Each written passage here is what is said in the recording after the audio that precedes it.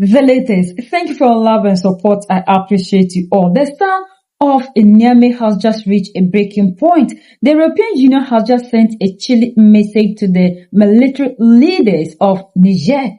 Their demand? The immediate and unconditional release of Mohamed Bazoum.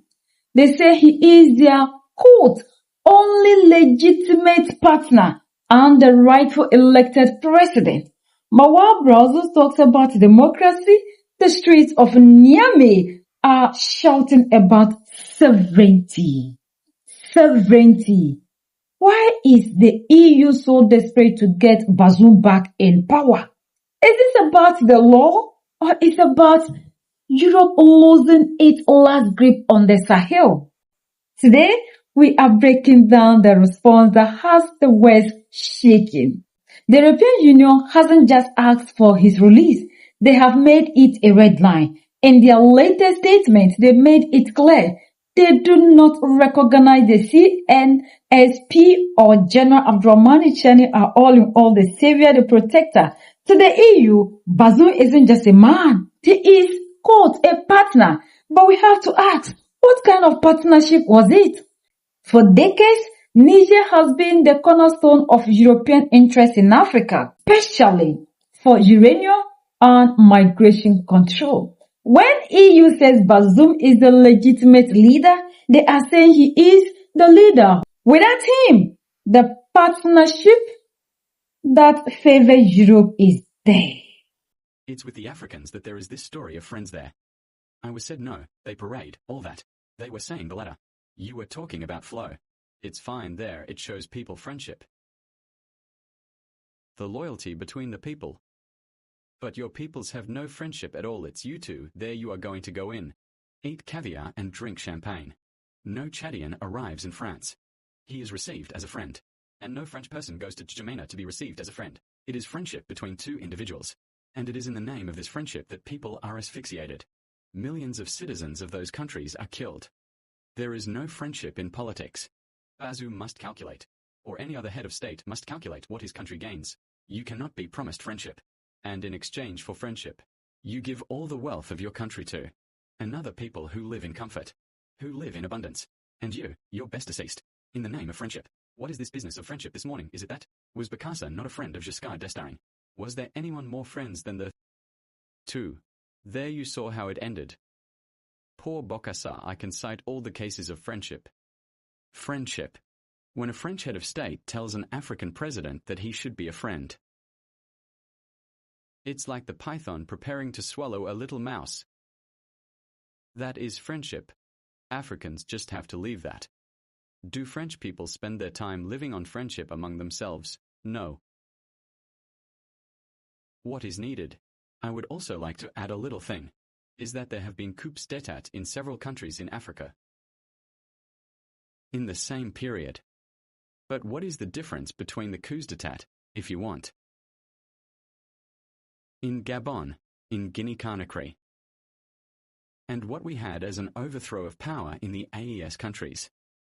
I can even add Guinea-Bissau. There you go. But what is the difference but the difference? Simply because in certain countries, notably the AES countries, there were soldiers who decided to take their responsibilities, and who chose to stand on the side of their people. That is to say, on the right side, which consists in not working for the interests of imperialism. And whereas when you take Gabon and Guinea that people shouted about, you can clearly see that over there, they are not harassed in the same way. Simply because those guys did not disrupt, right, the functioning of the country. They did not disrupt. They did not prevent France and their Westerners from continuing to have access to the resources of that country. That is the whole difference. There is no difference between what happened in those two countries and what happened in the AES. Gilles, remember that all our countries are safes, full of wealth. The idea of the colonial power is to find whom to entrust with the keys to the safe, who will sit on the safe with the keys. And when the colonial power comes, it is opened, it gathers, it leaves. That's all. So he gave the example of coups d'état. I am not going to go back over that. Even children in first or second grade understand that. You can explain to them. Coup d'état in Guinea. Here is what that gave. Coup d'état in Mali.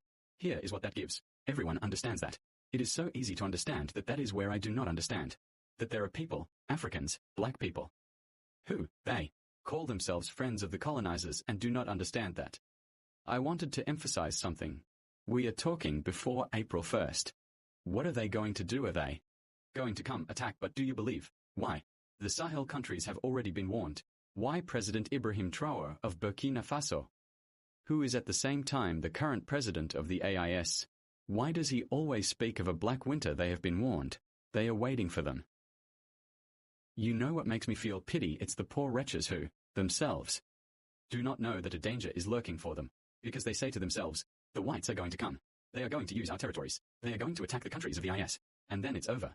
But they just have to look a little at what is happening in Iran, the countries of the Persian Gulf, the United Arab Emirates, Qatar, Dubai, they are showcases.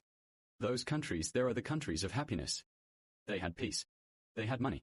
They had the good life. They never believed that one day the Arab bourgeois or the bourgeois caliphate in Dubai will burn. So those who are sitting at home, they are making calculations saying to themselves that they are going to help destroy the countries of the Sahel. I tell them to watch the film very carefully.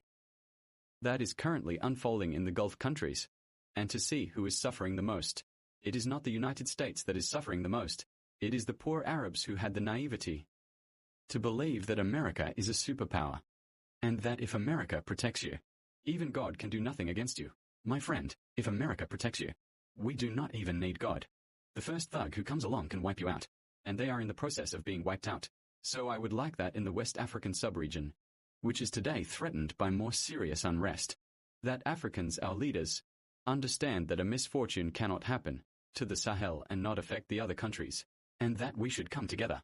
If we do like the Arabs, we divide ourselves. But there will be destruction. Iran doesn't care. So, to conclude, to finish this first part, DDR, is there a third way between the problematic return of Bazoum to power and the total break with Europe as far as the AES countries are concerned? I don't know why you are talking about President Bazoum returning to office.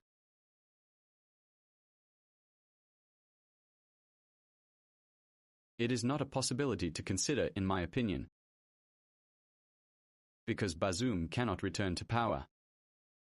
Simply because today, the country has made its choice and the peoples of the AES have also made their choice. And you have seen the dynamic in which those countries are now engaged and the course they are on at this time. So a military intervention to try to, in any case, in quotation marks as a facade, to try to restore Bazoum, can only result in the death of President Bazoum. So, I do not see how a dead man is going to come back to lead the country. So that possibility does not exist. But at the same time, what must be said is that yes, indeed, if you speak of a third way, the third way or the second, is that indeed this behavior or this resolve of the Westerners will help deepen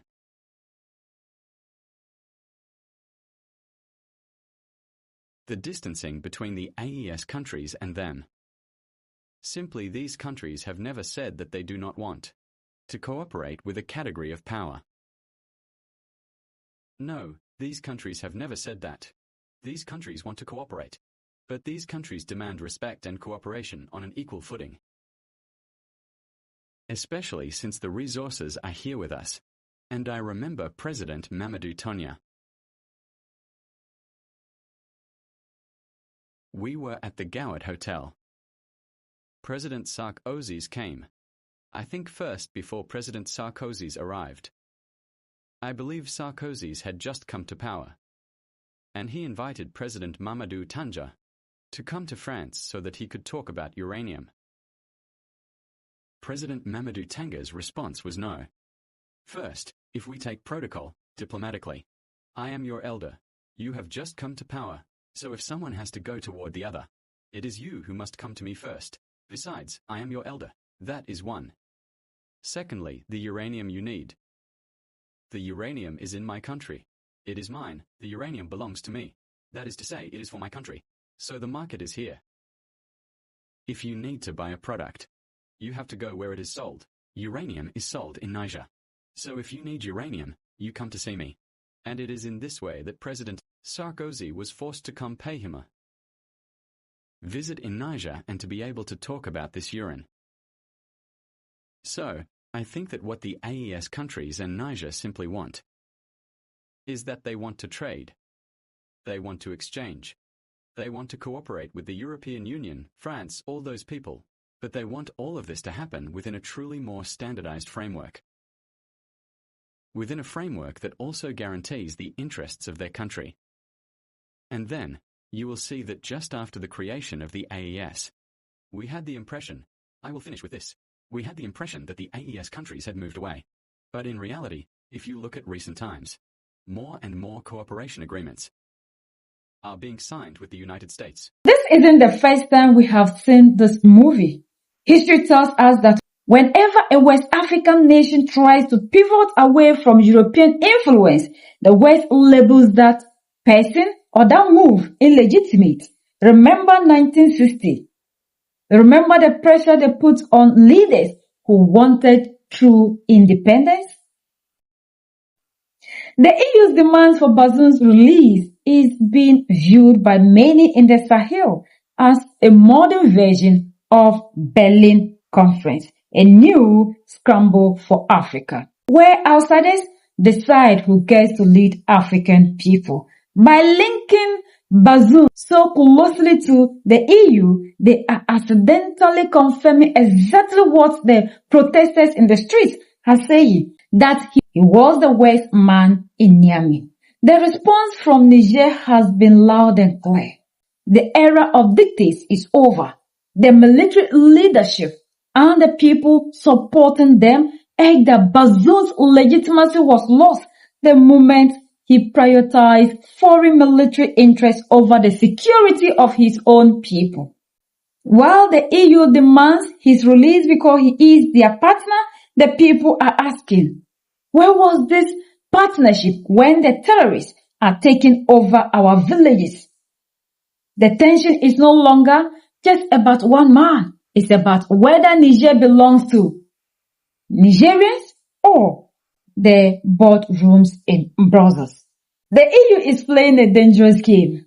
By demanding Bazoum's return, they are betting that international pressure can break the will of the nation seeking a new power.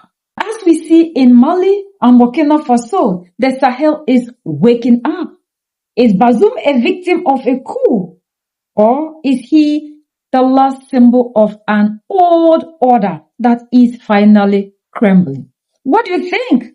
Should the military release Bazoum to satisfy the EU, or is Niger right to stand its ground? Let me know in the comments.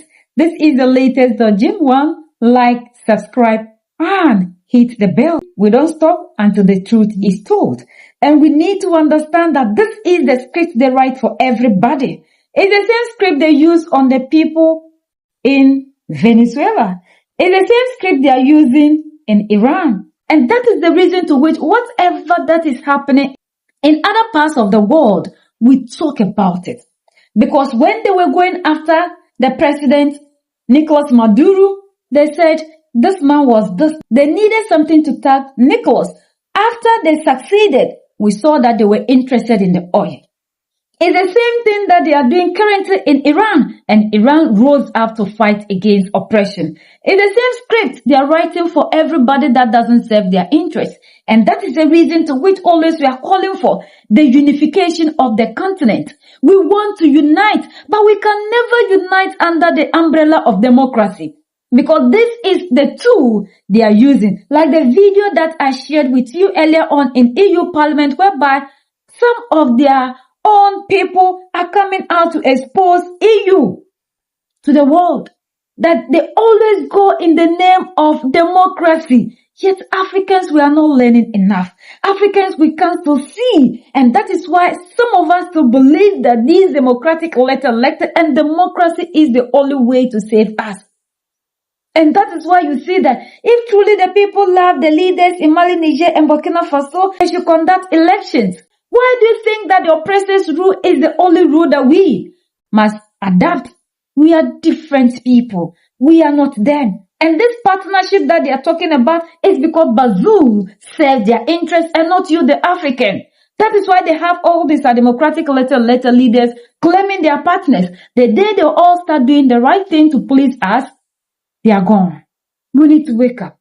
This is the time. We must unite. Now, what is happening in Iran should bring us together. We are the only ones that can set ourselves free. United we stand, divided we fall. And united we keep standing forever and ever.